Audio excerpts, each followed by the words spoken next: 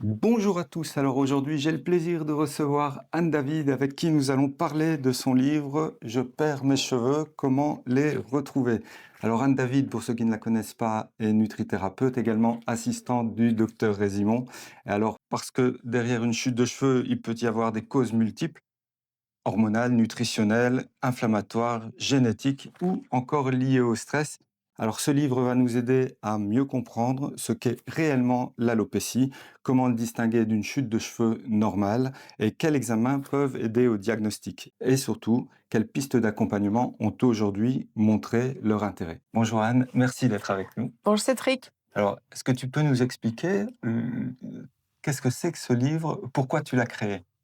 Alors, je ne l'ai pas créé, c'est Alain Andreu qui Mhm.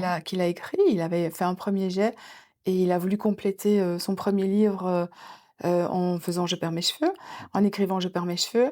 C'est un petit guide pratique, en fait, qui va pouvoir donner des pistes aux gens qui perdent leurs cheveux, hem, à pour arrêter cette perte de cheveux. Et qu'est-ce qui t'a justement, en écrivant ce livre, éveillé à l'alopécie et à la perte de cheveux? Alors en consultation, clairement, on a une majorité de patients qui viennent pour certains symptômes, Mmh. certaines plaintes, mais il y a très souvent quand même, la perte de cheveux. C'est récurrent, aussi bien chez les femmes que chez les hommes. Je pense que, avant, l'homme qui perdait ses cheveux était peut-être moins inquiet. Mmh. Maintenant, il fait attention à lui et il réagit beaucoup plus vite quand il commence à perdre ses cheveux. Et puis une femme qui perd ses cheveux, c'est pas joli du tout. Mmh. Et donc, elles sont très inquiètes et elles veulent, arrêter ça. Donc, c'est récurrent. Et à partir justement de quel moment est-ce qu'on doit s'inquiéter de perdre ses cheveux ou à quel moment on peut se dire: «Non, c'est normal»? Alors on peut perdre un peu de cheveux au changement de saison, on Mmh. peut perdre un peu de cheveux quand on est fatigué. À partir du moment où tu te retrouves avec des cheveux un peu partout sur ta veste, ou quand tu prends ta douche, tu as, des poignets, ben, c'est pas normal du tout, quoi. Mmh. Et donc plus vite on réagit et plus vite on peut arrêter la perte de cheveux. Et la perte de cheveux, on parle de l'alopécie, surtout, qu'est-ce que l'alopécie? Et surtout, on voit aussi qu'il y a différentes zones de perte de cheveux. Comment est-ce qu'on Donc définit l'alopécie, ça? c'est perdre ses cheveux, donc Mmh. c'est perdre trop de cheveux. L'alopécie androgénique, c'est vraiment celle qui prédomine, et qui est sans doute la plus compliquée. Une femme qui perd ses cheveux, elle va plutôt perdre ses cheveux sur l'avant. L'homme va être un peu ça peut être un peu partout, et c'est en fait un problème de DHT, donc Mmh. vraiment, et on peut avoir une transformation excessive au niveau du follicule pileux de la testo en Mmh. déhydrotesto. Donc c'est une alopécie androgénique. Et justement, enfin, on voit beaucoup d'hommes perdre sur l'arrière, sur l'avant, sur les côtés, ça dépend un peu. Je me souviens, j'ai l'image de mon grand-père qui est différente de l'image de mon père. Est-ce que ça a une signification plus spécifique de les perdre sur l'avant ou sur l'arrière? Hem, une femme, c'est spécifiquement plus Mmh. devant. Un homme, ça peut être un peu partout, Mmh. vraiment. Oui, On n'a pas de chance. non.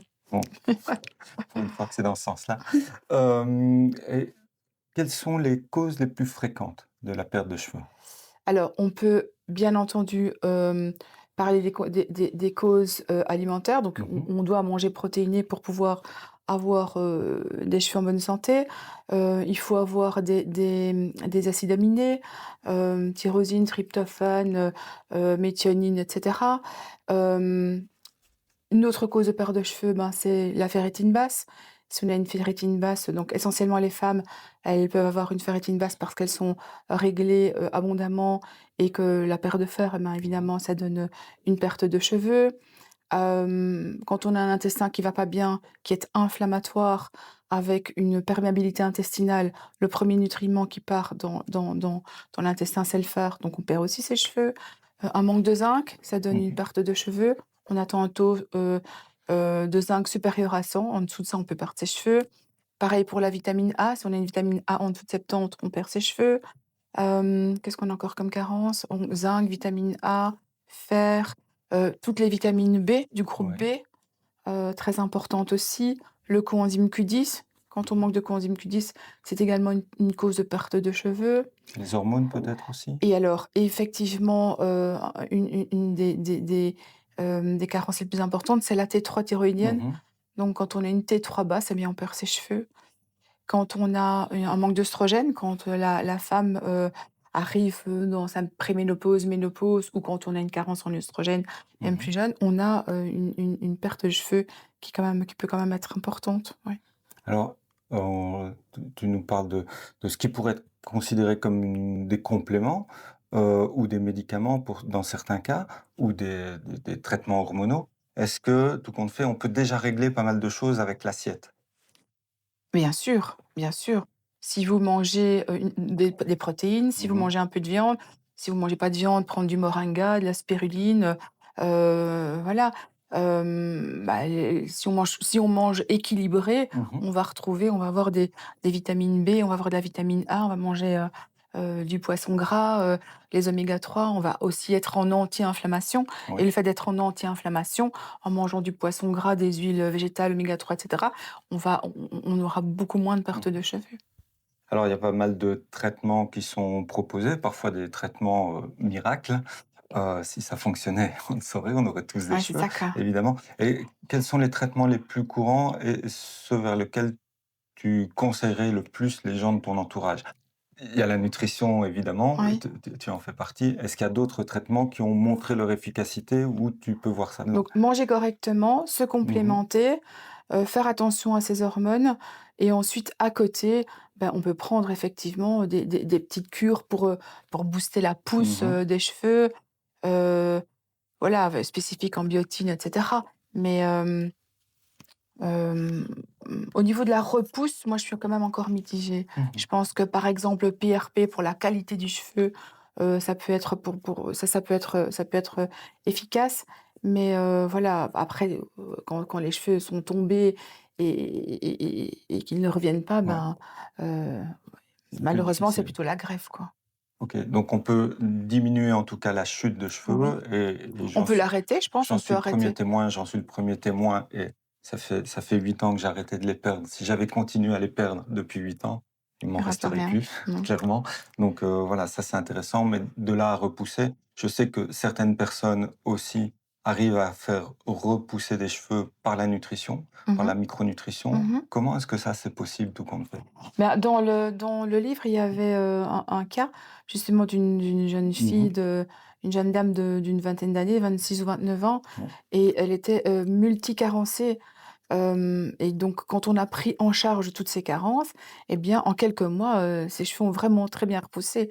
Elle avait une carence en fer, c'est-à-dire qu'elle avait, je pense, une vitamine, un fer à 26 ou 29 alors qu'il faut être à 70.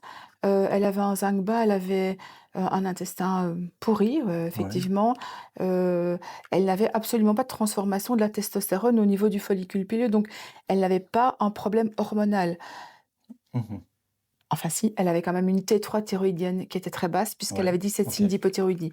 Mais donc, cette dame, à partir du moment où on a traité sa thyroïde et qu'on l'a complémentée, donc, en vitamine B, on a fait monter sa ferritine, quand on a comblé Coenzy toutes ses carences, 3 mois plus Coenzyme Q10 coenzyme aussi, Q10, je ouais, suis sur la page heu, et ce qui est assez pardon de te couper, mais non, ce qui est vraiment impressionnant et je vous le montrerai, je vous mettrai l'incrustation photo, c'est ce qui est assez impressionnant, c'est les photos avant, avant après. après qui sont impressionnantes. Mais oui, effectivement, tu parles de zinc, tu parles de carence en coenzyme Q10 également, de vitamine B et aussi tu avais traité au niveau de sa dysbiose De son intestinale. intestin, oui, donc de son inflammation intestinale. Et cette dame, elle avait vraiment une pelade, elle avait des longs cheveux et quand elle soulevait ses longs cheveux, elle avait vraiment toutes des Mmh. plaques, sans cheveux et 3 mois plus tard, tous les cheveux étaient revenus, vraiment. Oui, 3 4 mois plus tard, elle avait vraiment une bonne repousse et c'est c'était vraiment donc uniquement impressionnant. carentiel. Dans ce livre, on retrouve, 4 ou 5, je pense, exemples et cas Mmh. cliniques. C'est Mmh. celui-là dont on avait décidé de parler aujourd'hui parce que c'est le plus marquant au niveau Mmh. nutritionnel. Donc, merci en tout cas pour toutes ces précisions, enfin pour toutes ces indications. Je vous rappelle que si vous êtes touché de près ou de loin par, la perte de cheveux, pour vous, pour quelqu'un d'autre, Je perds mes cheveux, comment les retrouver? De Anne David et coécrit avec Alain Andreu. Merci à tous. Au revoir.